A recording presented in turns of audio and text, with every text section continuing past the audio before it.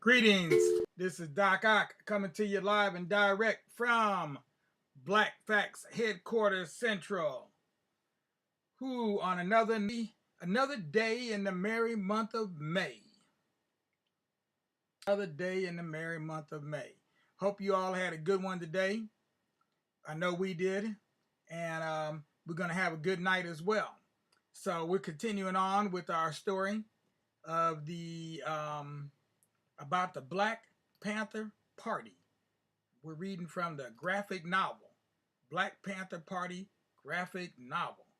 So if you missed the show last night, it's a good thing that you're here tonight so that you can catch the part two. And of course, if you missed part one, you can always go back and catch part one afterwards. So just because you missed part one yesterday doesn't mean that you have to miss it forever. So we'll go ahead and do our let me always make sure to mention, don't want to forget to mention about the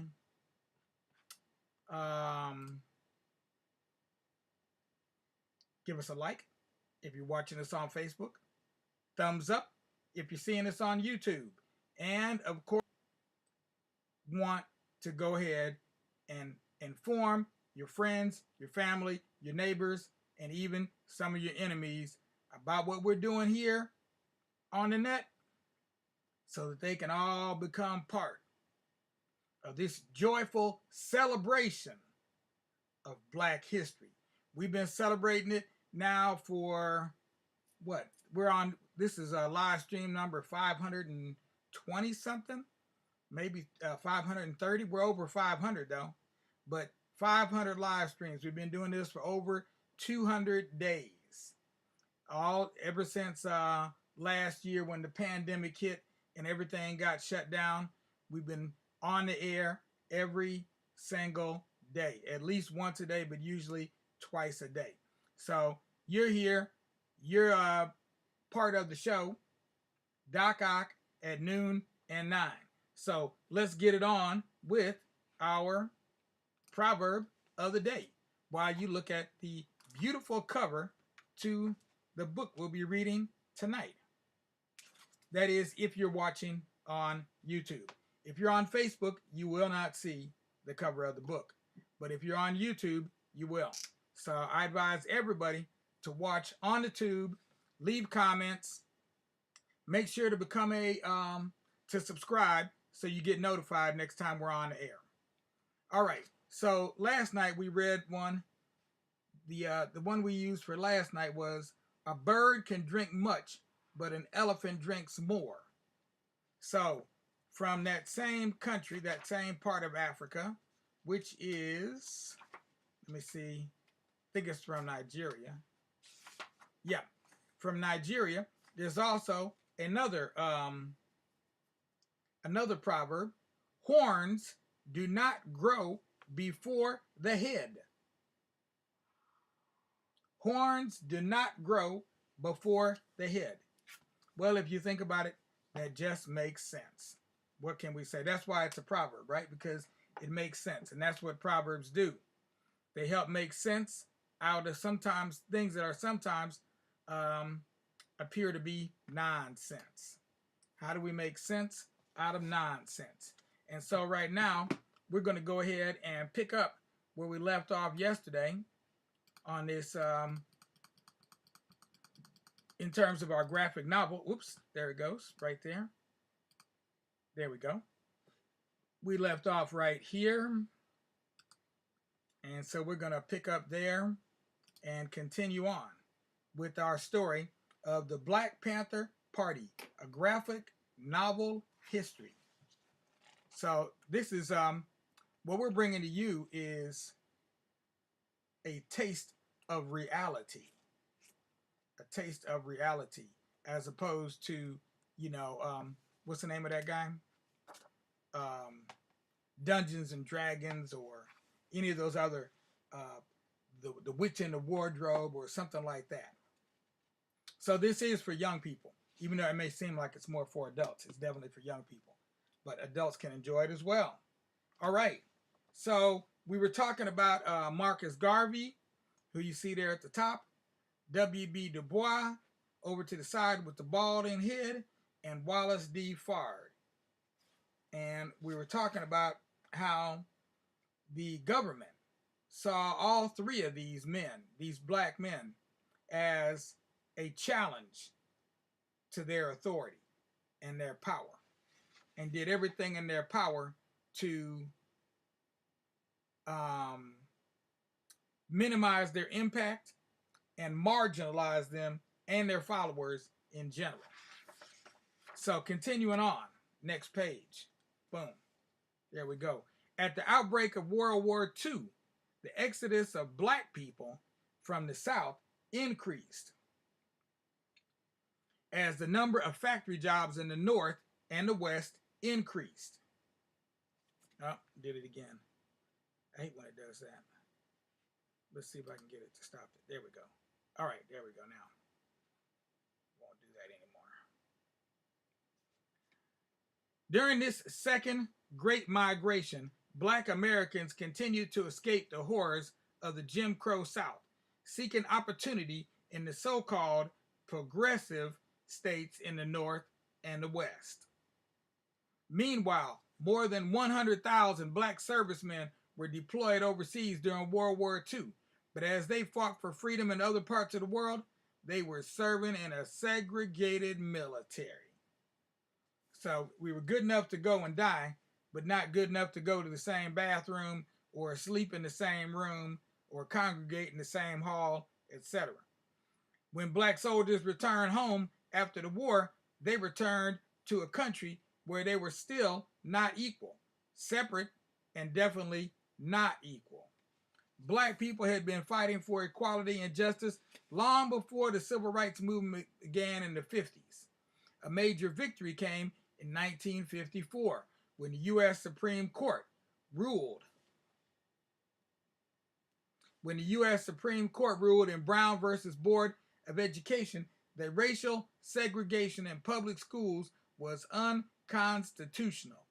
This landmark ruling helped to launch what is generally thought of as the civil rights movement. The desegregation of American schools did not come easily. Resistance to desegregation was often violent. In Arkansas, Governor Orville Faubus refused to allow 9 students, the Little Rock 9, to attend Little Rock Central High School in 1957. In response to threats made against the Little Rock 9, President Dwight D. Eisenhower deployed the 101st Airborne Division of the U.S. Army to protect them. This is real talk. This is not something we made up here. They had to send in the Marines. The 101st Airborne, that's an elite squad they usually send in to conflict areas where there's a war going on or where some faction of the population is trying to overthrow the government. That's when they send in the 101st Airborne.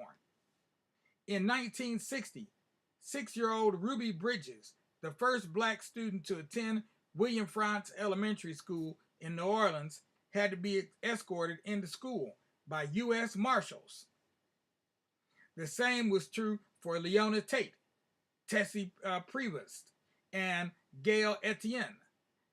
They were known as the McDonough Three, or McDonough Three, a trio of 6-year-olds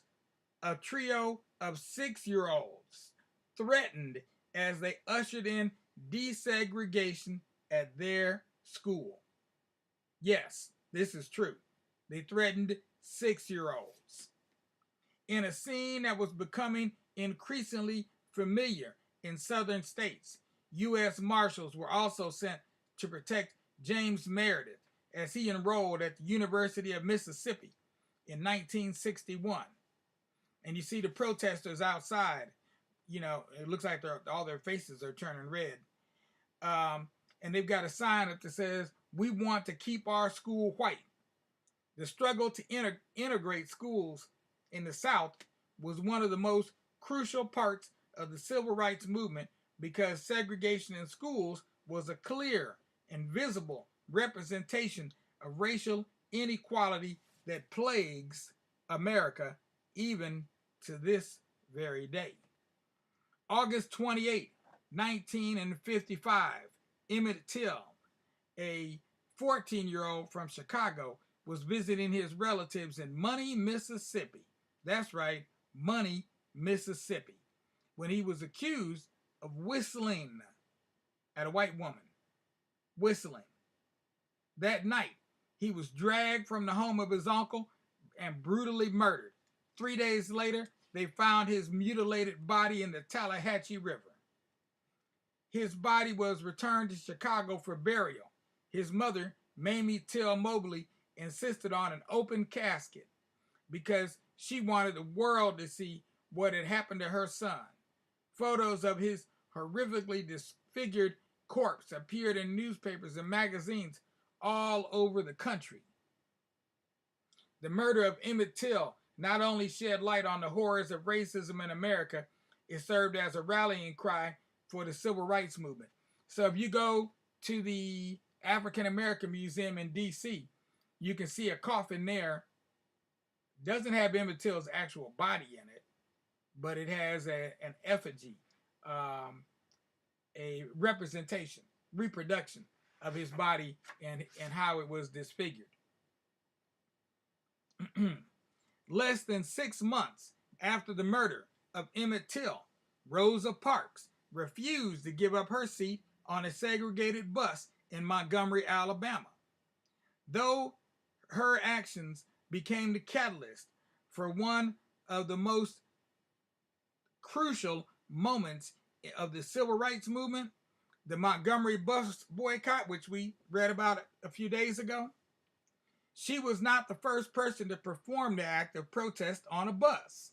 As a matter of fact, Ida B. Wells had done it back in the that would have been the 1870s, 1880s. And Mary Ellen Pleasant had also done the same thing back in the before slavery ended, so maybe the 1850s, early 1860s. And both of them had brought lawsuits against the bus companies, and they had both won their lawsuits as well, but they were overturned on appeal. Now, almost 100 years later, we see black people fighting the same fight over again. 9 months before Rosa Parks, 15-year-old Claudette Colvin was arrested for refusing to give up her seat in the front of a bus in Montgomery, Alabama. And 9 years before that, on July 16, 1944, Irene Morgan was arrested for refusing to give up her seat on a bus traveling from Maryland, where there was no segregation on buses, to Virginia, where there was. Morgan's case led to the Supreme Court decision in Morgan versus Virginia, which ruled that segregation on interstate buses was unconstitutional. Along with segregation in schools, segregation on buses was a huge part of the civil rights movement because both issues led to court rulings that provided legal precedents for desegregation. Now, another thing you can also see at the African American Museum is the actual bus. If you go there, they actually put the whole a bus just like the original bus. I don't know if it's the original one, but it's just like that bus that Rosa Parks was on. They actually have that in the museum in D.C. So you can actually go and sit in a seat like Rosa Parks did. The Supreme Court decisions to desegregate schools and interstate bus travel became key rallying points in the growing civil rights movement. Amid the growing fight for equality, civil rights organizations began to form. One such organization was the Southern Christian Leadership Conference, otherwise known as the SCLC or SLIC.